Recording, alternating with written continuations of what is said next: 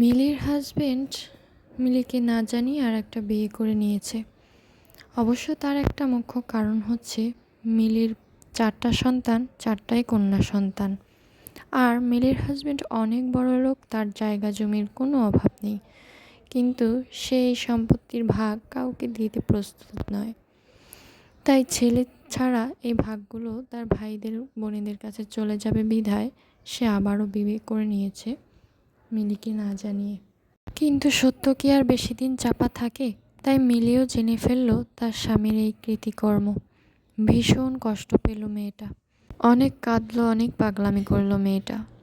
কিন্তু তাতে কি আর সব কিছু ঠিক হবার? কাঁদলেই যদি সব কিছু ঠিক হয়ে যেত, তাহলে তো সবাই কান্না করেই সব কিছু ঠিক হয়ে করে নিত। আর যে পুরুষ সম্পত্তির জন্য হোক বা যে কারণেই হোক প্রথম স্ত্রীকে না জানিয়ে বিয়ে করেছে, সেই পুরুষটাও বা কতখানি ভালো। তার সঙ্গে কাঁদলেই কি আর সে শুনবে? যদি শোনারই হতো তাহলে কাদার মতো কাজই করতো না।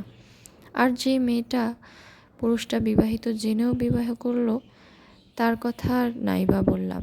সে যদি যাওয়ারই হতো তাহলে তো আর বিয়েই করতো না। অবশ্যই সে একেবারে প্রস্তুত হয়েই নেমেছে। যাই হোক, তারপরেও মিলির কোনো কান্নাকাটিতে কাজ হলো না। সিদ্ধান্ত হলো 2 বউ নিয়েই বসবাস করার, তবে 2জন 2 জায়গায় থাকবে। মিলি আবার চাইছে তার স্বামী তাকে আবার আগের মতো ভালোবাসুক, তাই সে আবারও একটি সন্তানের জন্য প্রস্তুত হলো। কিন্তু দুর্ভাগ্য, আমরা বলি হয়তো বা আল্লাহ আমাদের কল্যাণেই রেখেছেন, কিন্তু মিলির এবারও কন্যা সন্তান হলো।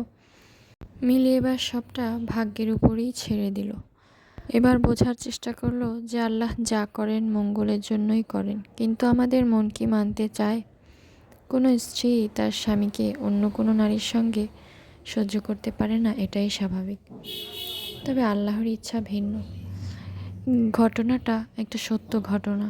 তবে যেই আপুর সঙ্গে ঘটনাটা ঘটেছে তার নামটা আমি দিলাম না, নামটা আমি নিজের মন গড়া একটা নাম দিয়ে দিলাম।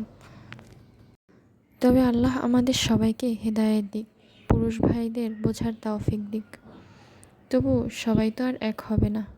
পৃথিবীতে ভালোও যেমন আছে, শয়তানও তেমন আছে। তো আজকে এই পর্যন্তই। গল্পটা আপনাদের কাছে কেমন লাগলো অবশ্যই জানাবেন। আর হচ্ছে ইফতারের আয়োজন নুডলস, পেঁয়াজু আর ছোলা, এই দিয়েই আজকের ইফতার ইনশাল্লাহ কমপ্লিট হয়ে যাবে। তো সবাই ভালো থাকবেন, সুস্থ থাকবেন এই কামনাই করি। আল্লাহ হাফেজ।